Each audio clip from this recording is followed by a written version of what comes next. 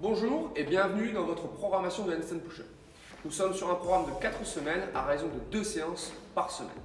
La première chose que vous allez avoir à faire dans cette programmation, c'est de savoir où vous vous situez.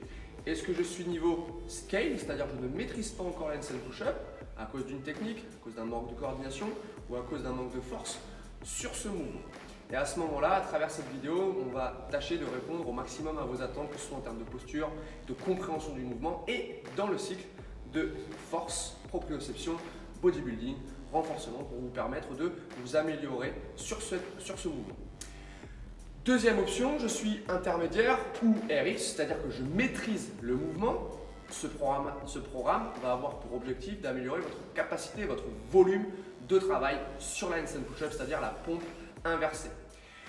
Pour revenir sur ce mouvement, la handstand push-up, donc je viens de vous le dire, on est sur une pompe inversée. Vous êtes soit le long d'un mur, keeping strict, soit en free, c'est-à-dire sans le mur, keeping strict. Et là, on est forcément sur le niveau de difficulté maximal. On va essayer donc de vous faire vivre à travers cette vidéo comme si vous étiez dans un cours d'handstand push-up. C'est-à-dire, je rentre dans la salle de CrossFit, je ne sais pas faire d'handstand push-up. Au tableau, nous avons des handstand push-up. Comment nous vous amenons ce mouvement? Premier point de travail, la position de votre corps. On va dissocier deux types de personnes. Premier type de personne, je n'ai pas peur de me lancer sur le mur en position bras tendus. Et à ce moment-là, les exercices de trépied qu'on va faire juste après ne vous intéressent pas. Deuxième type de personne, j'ai un peu peur de me lancer directement bras tendus le long du mur. Et à ce moment-là, on va faire des exercices sur le sol, puis juste à côté du mur, vous permettant de moins appréhender ce mouvement. Ok ? Le plus important pour réaliser une pompe inversée, donc on est sur une handstand push-up, vous êtes sur une phase de poussée. Le mouvement le plus proche de la handstand push-up en strict dans un premier temps sera le strict press, le développé militaire. Lorsque vous avez une charge en développé militaire et vous êtes dans cette position, la charge ne vient pas couper votre tête en deux. Donc vous avez cette espèce de mouvement pour venir éviter le visage. Ce mouvement, c'est la position clé de vos handstand push-up. Vous devez être dans cette position pour réaliser tous vos mouvements de poussée. Donc vous êtes dans une position de trépied. Avoir les mains dans cette position ne permet pas un recrutement optimal, vous permettant de pousser le long du mur et du coup de développer de manière optimisée la gestuelle de la handstand push-up.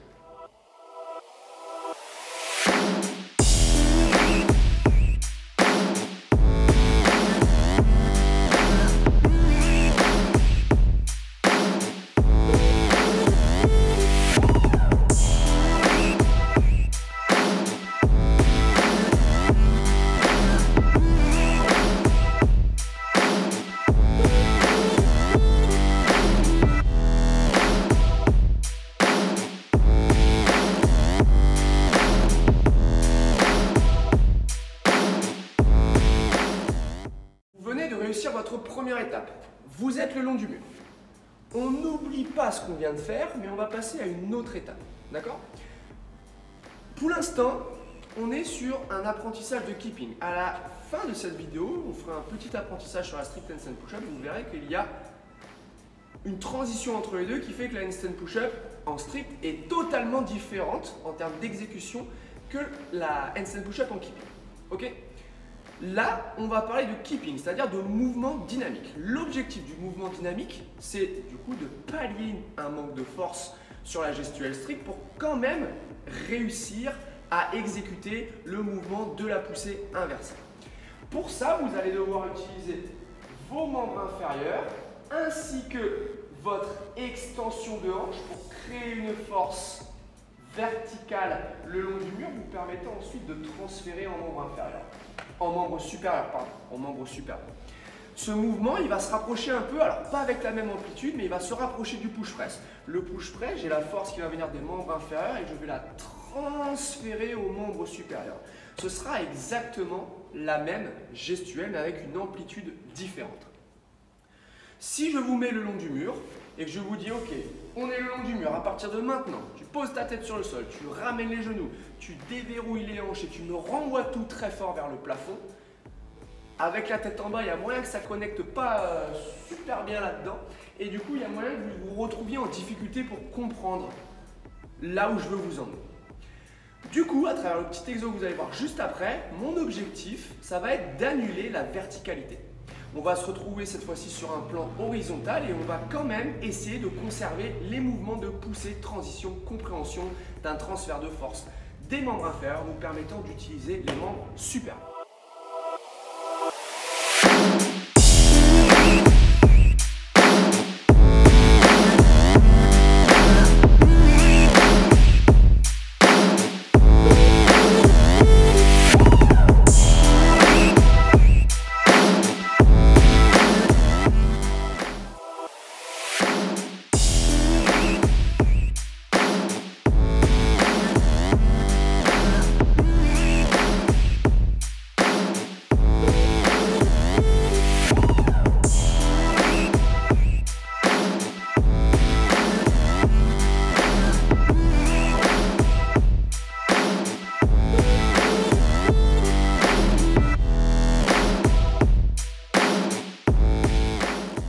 Dans cette dernière partie de la vidéo, nous allons tâcher de faire la différence entre la handstand push-up en keeping et la handstand push-up en strict.